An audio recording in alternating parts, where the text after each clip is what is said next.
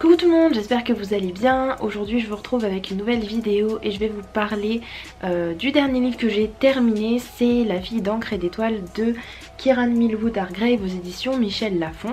On suit une jeune fille qui s'appelle Isabella et qui vit toute seule avec son père. Son père est cartographe et ils habitent tous les deux sur la petite île de Joya. Cette petite île a une carte au tout début du livre et même un petit peu aussi à la fin. Je vais vous montrer juste la première parce que la dernière elle spoil un peu le livre je pense.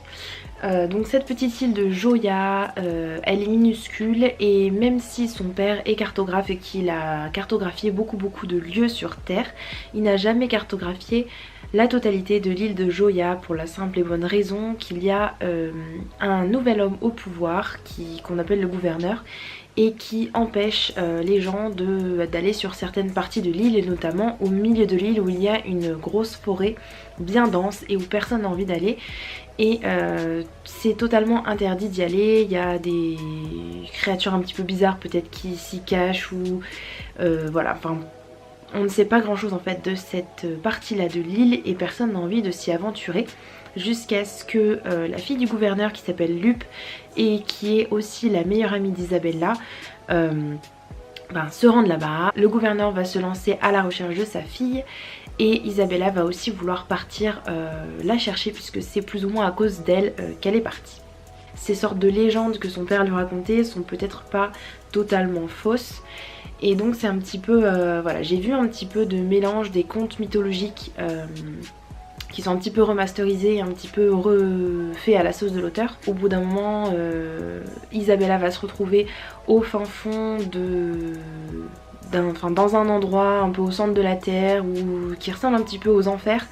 J'ai bien aimé ce roman parce qu'il y a vraiment une quête d'identité assez forte, c'est assez poétique. On a des personnages qui sont assez attachants. Le roman est assez court quand même parce qu'il fait 240 pages donc on n'a pas le temps non plus de rentrer vraiment dans les détails. C'est plutôt un petit moment de la vie de notre héroïne mais qui est bien exploité j'ai trouvé et qui met pas 50 000 quêtes en même temps ou 50 000 choses qui se passeraient en même temps et qui nous ferait perdre un peu notre but initial. Donc c'était un bon point. Mais sinon c'était vraiment un bon livre que je vous recommande de lire parce que vraiment on s'immerge dans toute cette légende, les personnages sont sympathiques à suivre. Pour une fois il n'y a pas de romance et pourtant il y a bien un garçon dans l'histoire et je m'attendais à ce qu'il y ait un petit peu une histoire avec lui et notre héroïne et finalement non ça n'arrive pas. Et tant mieux puisque du coup ça aurait rajouté quelque chose d'un peu inutile quoi. Mais du coup c'était un bon roman que je vous conseille. Si vous l'avez lu n'hésitez pas à me dire ce que vous en avez pensé en commentaire.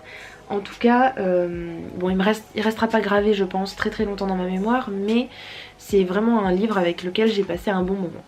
Voilà, c'est tout pour ma vidéo, j'espère qu'elle vous aura plu. Si vous avez lu ce livre n'hésitez pas à me le dire en commentaire et moi je vous dis à bientôt dans une prochaine vidéo. Ciao ciao.